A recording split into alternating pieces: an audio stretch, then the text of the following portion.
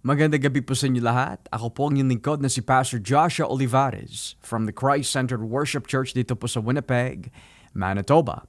At ako po ay nagagalak dahil muli po tayo nagkasama-sama dito po sa programa Ang Buhay na Kay Kristo.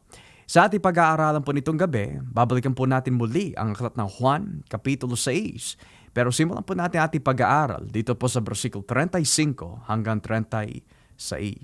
So, if you turn with me here in the book of John, chapter 6, starting at verse 35, ito po sinasabi.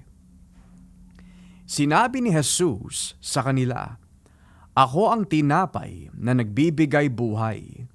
Ang sino man lumalapit at sumasampalataya sa akin ay hindi na magugutom o mauuhaw kailanman. Ngunit, gaya na sinabi ko sa inyo, ayaw ninyong manampalataya sa akin, kahit nakita na ninyo ang manghimalang ginawa ko." As I repeat verse 36, ngunit, gaya ng sinabi ko sa inyo, ayaw ninyong manampalataya sa akin, kahit nakita na ninyo ang manghimalang ginawa ko. This evening mga kapatid, aalamin po natin bakit po ayaw manampalataya ang mga tao kay Jesus. Kahit na nakita na po nila yung mga himala, kahit na narinig na po nila ang katuruan ng Diyos, how come they do not desire to believe and accept Christ? Yan ho ating aalamin nitong gabi. But before we get any further sa ating pag-aaral, let's kindly bow down our heads and let us pray. Heavenly Father, kami po ay nagpapasalamat sa magandang gabi na binigyan niyo po sa amin. At sa aming tatalakayin nitong gabi, I am praying na samahan niyo po ako upang maituro at maihayag ng malinaw at klaro sa mga tao na nakikinig at nanonood nitong gabi with the Word of God. Walang siyang maitaas kundi lamang ho kayo. Sa ngalan po ni Jesucristo, we thank you. Amen and amen. Praise God.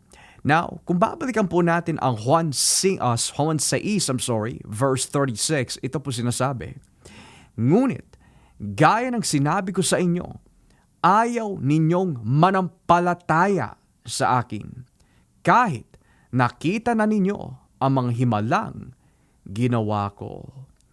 Now, the question for this evening might be, bakit ayaw manampalataya? Bakit ayaw manalig?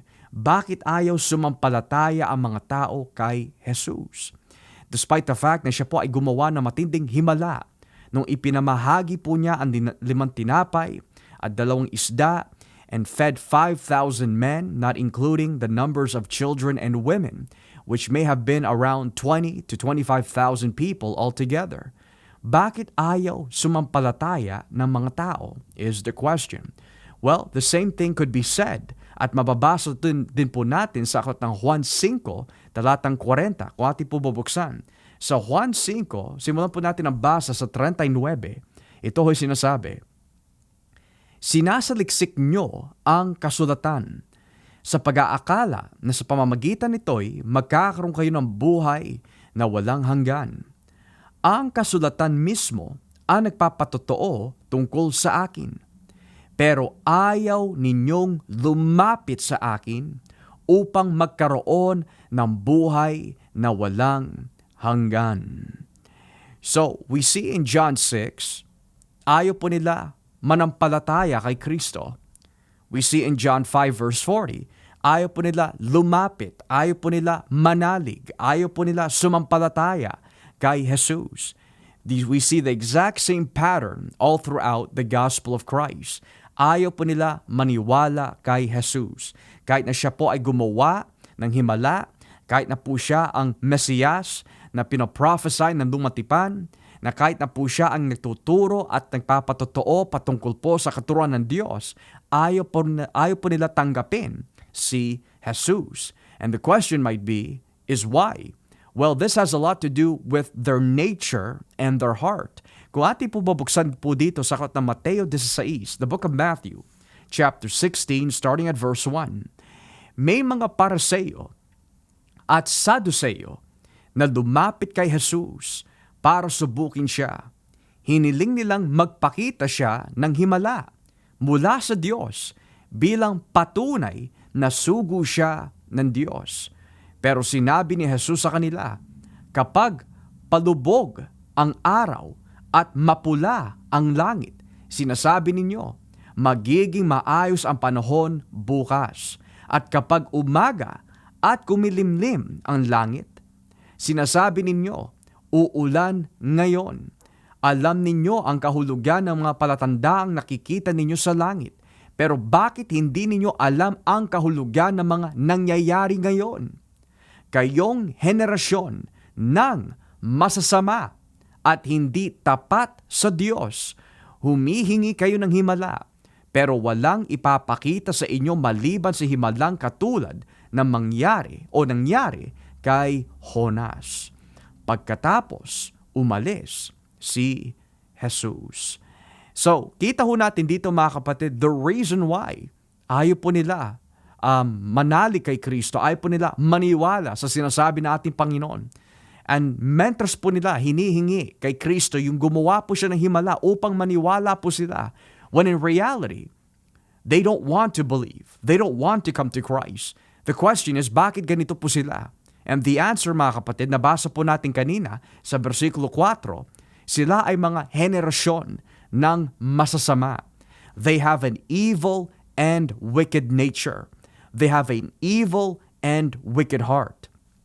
Ang pusong marumi, ang pusong tinuturing ng Biblia as wicked o masama, is a heart na ayaw tanggapin si Jesus. Ang sabi po ng Biblia sa aklat ng Juan, Kapitulo 8, versikulo 47, ang nakikinig sa salita ng Diyos ay sa Diyos. Ang ayaw makinig sa salita ng Diyos ay hindi sa Diyos. Sabi din po ng Biblia sa aklat ng Hebreo 11, versikulo 6, napaka-imposible na malugod ang Diyos sa isang tao na walang pananampalataya. It is impossible to please God without faith. Or in one translation, without faith, it is impossible to please God. Bakit po? To reject God, to not accept Christ, to not receive God's word, is the natural response ng isang tao na hindi lamang hindi pinananahanan ng Espiritu ng Diyos, but also ang puso po nila ay bulag, marumi, at talagang wala sa kanila ang gabay, pag-ibig ng Diyos. Now, paano po natin mapapatunay na ang taong ayaw tanggapin ang salita ng Diyos ay bulag? Ayaw tanggapin si Kristo ay bulag at talagang siya ay bitag ng kapangyarihan ni Satanas. Ating pubuksan po dito sa aklat ng 2 Korinto, Kapitulo 4, versikulo 3. 2 Corinthians chapter 4, starting at verse 3. Ngunit, kung may mga hindi nakakaintindi sa magandang balita ng aming ipinapahayag, ito ay mga taong napapahamak. Ayaw nilang maniwala sa magandang balita dahil ang kanilang mga isipan ay binulag ni Satanas na naghahari sa mundong ito. Binulag niya sila para hindi nila maintindihan ang magandang balita tungkol sa kapangyarihan ni Kristo na siyang larawan ng Diyos. So kita ho natin in verse 4, the reason why they do not want to believe, ang kanilang puso na masama, ang kanilang isipan na masama ay binulag ni Satanas.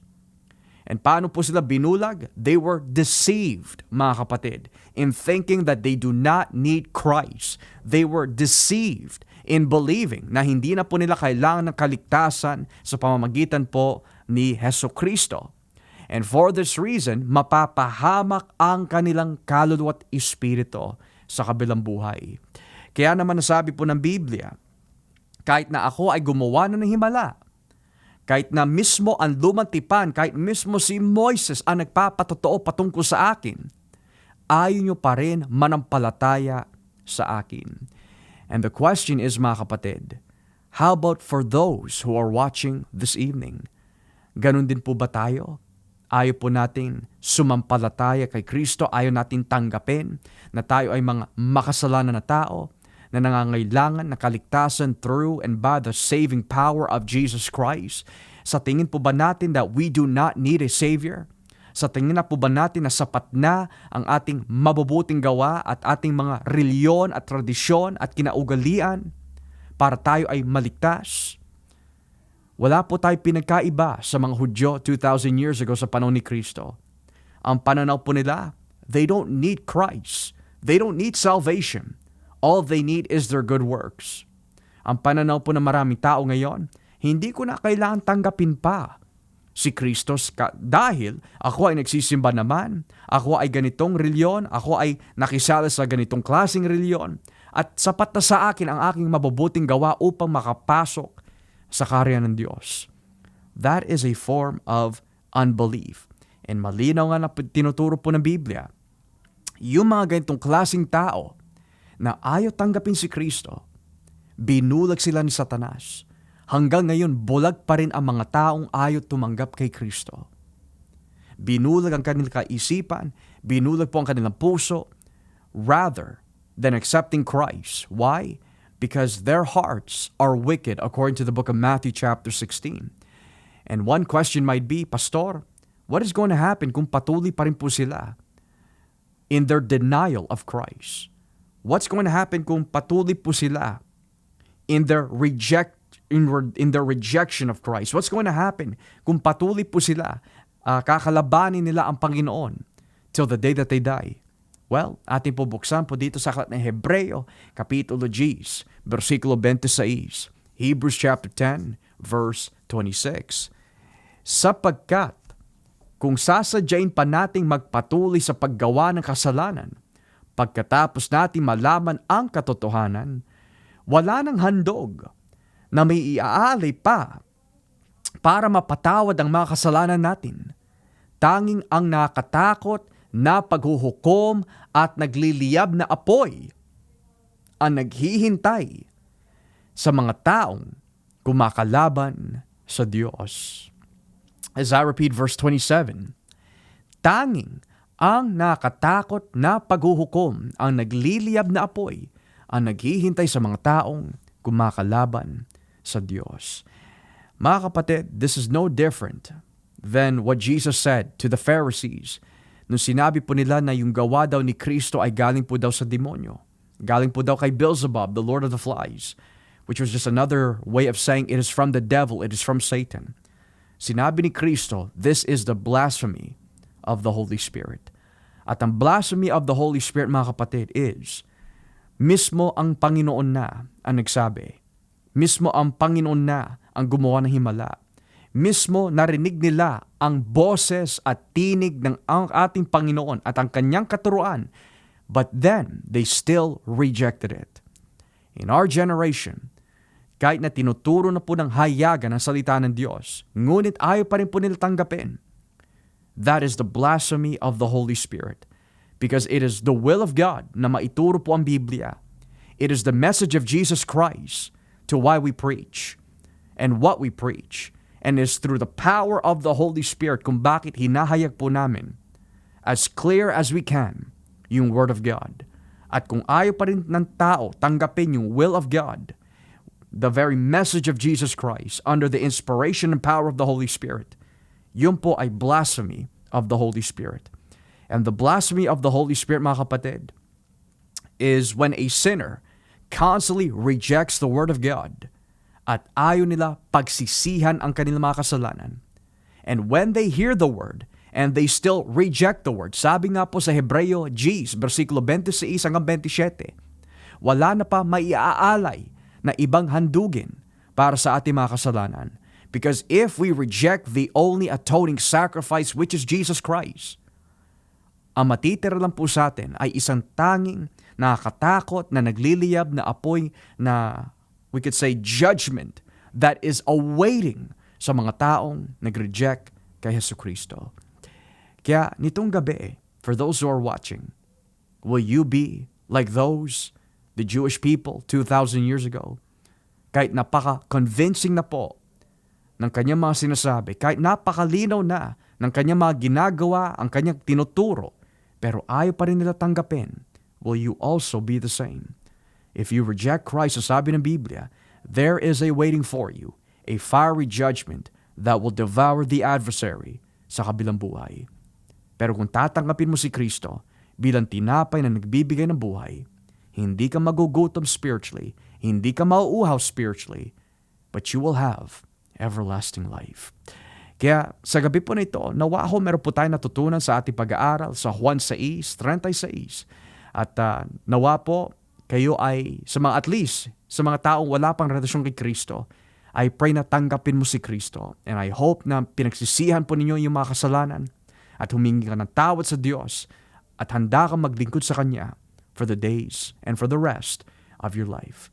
Ako po, si Pastor Joshua Olivares, ang inyong lingkod for this night. At nawa po kayo pinagpala ng Diyos ang lahat ng kapurihan sa Kanya.